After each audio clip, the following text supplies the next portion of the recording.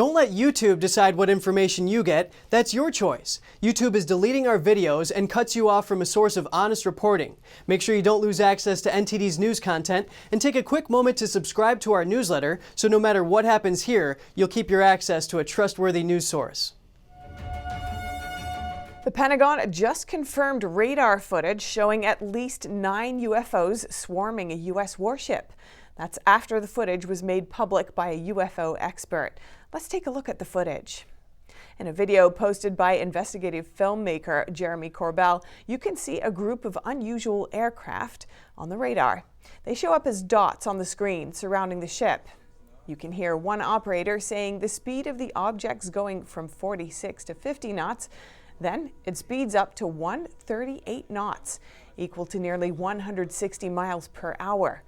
A Pentagon spokesperson told an NBC correspondent, "I can confirm that the video you sent was taken by Navy personnel and that the Unidentified Aerial Phenomena Task Force included it in their ongoing examinations." Memorial Day weekend can be a painful time for veterans and their families as they think about those who passed away. One Iraq War veteran wrote a song of inspiration to help uplift and inspire fellow veterans this weekend and beyond. NTD Sapphire Quarter tells us more about the Veteran Anthem. Give me a mission.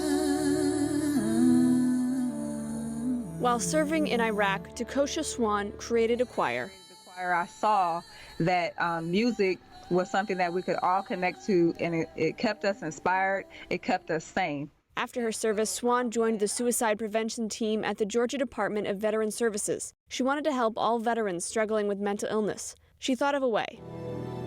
I'm still your protector. She wrote the Veteran Anthem. The lyrics, give me a purpose, give me an assignment, give me a mission. I'm still worth it. I'm still your protector. I'm still your winner. And those are words that veterans need to hear at a time where they feel down.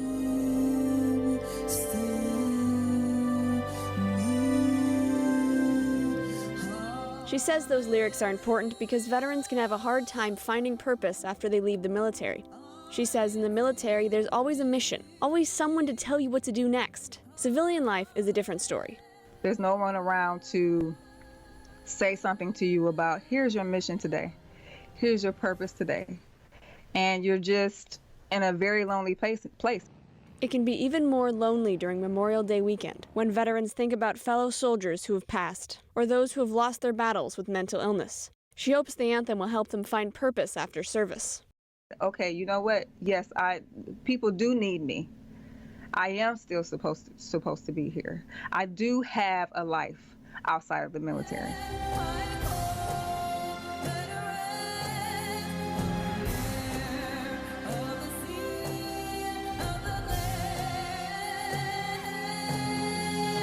The song can also help friends and family of those who have served understand what veterans are going through and how to help. Sapphire Quarter, NTD News.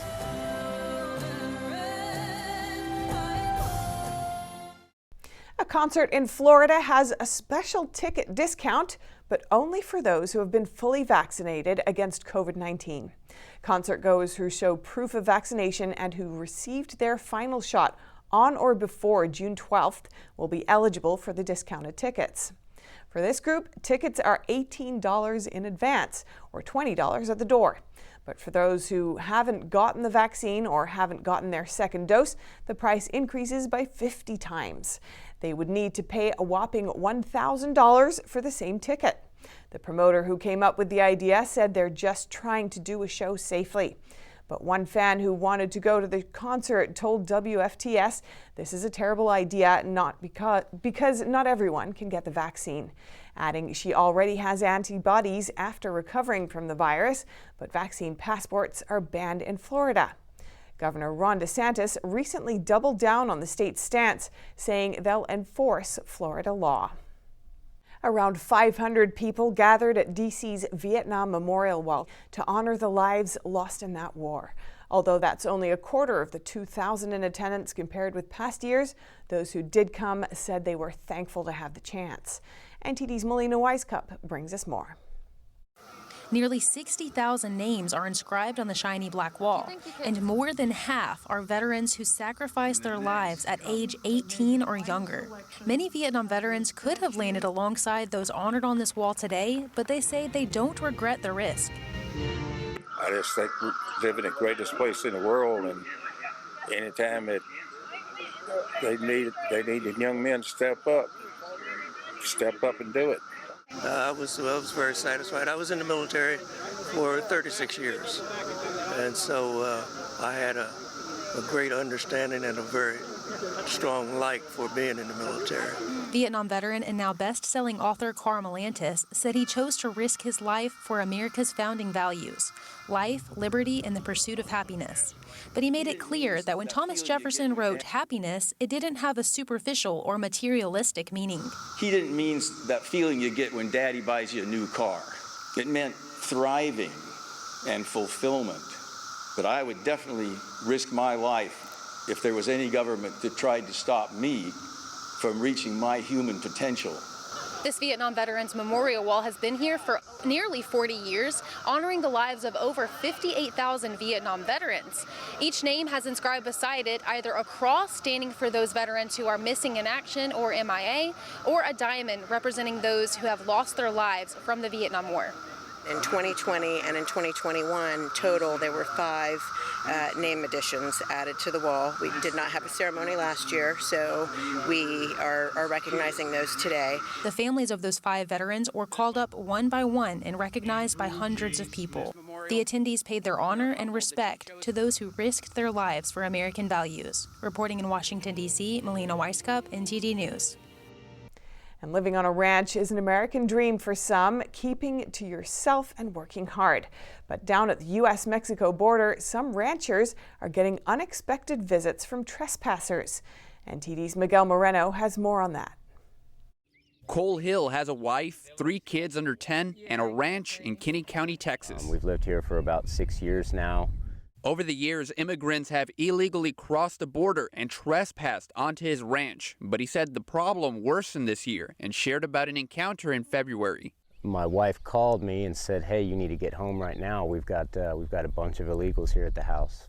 These men had surrounded my house. They were banging on my back door. They were banging on my front door simultaneously.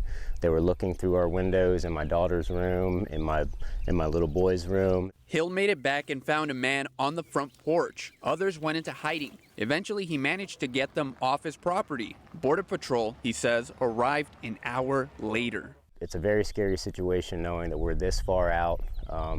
We shouldn't have any trespassers on our property. We are way out in the middle of nowhere. Others are reporting similar experiences, including property damage dealt by trespassers. Kinney County was one of the first counties to declare a local disaster last month over the border crisis. Their Border Patrol sector caught more illegal border crossers than the county's population in a span of 4 days this month. That's over 3,400. Hill blames the Biden administration's stance on immigration for the surge in border crossings and the impact it's having on Texans. So as far as what we can do, I would say we just keep trying to do things the right way and get the people who we elected into the positions to secure us and our border and provide American citizens with a safe way of life.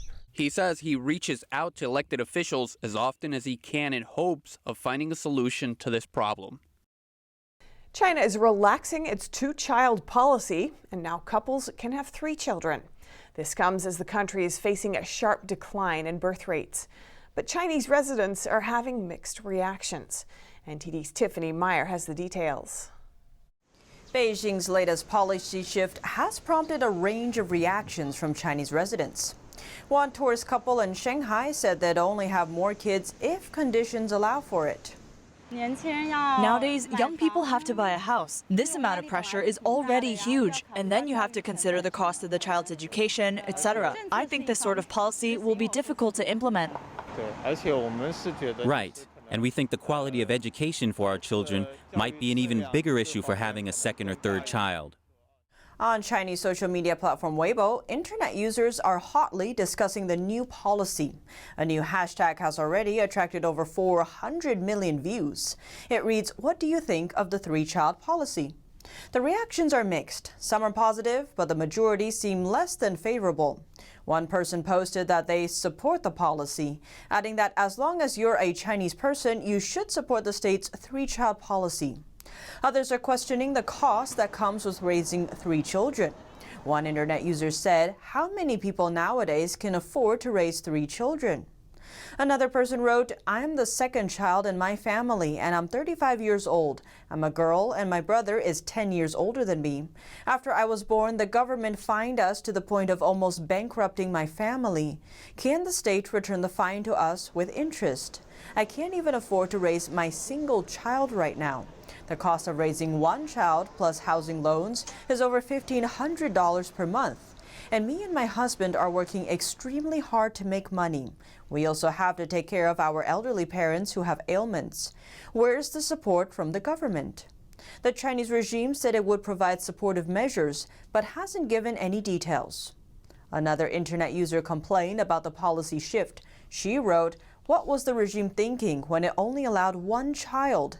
Those of us that were born in the 80s are just miserable. We grew up lonely without any siblings. And now one couple has to raise 4 elders in the family.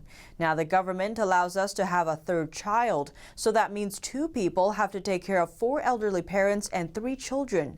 Can you let us survive?" And it's not just Chinese residents who are questioning the policy. Unless the government introduces real incentives, so providing special allowances to couples who have 3 children, like reduction for transportation and other incentives, I don't think that Chinese couples are going to have more kids in the coming years. The policy is an effort to save the country's declining birth rate. In 2016, the Chinese Communist Party dropped its one-child policy, allowing couples to have 2 children. But it doesn't appear to have worked. Census data shows that 12 million babies were born in China last year. That's an 18% decline from the year before. It remains to be seen how effective the three-child policy will be going forward.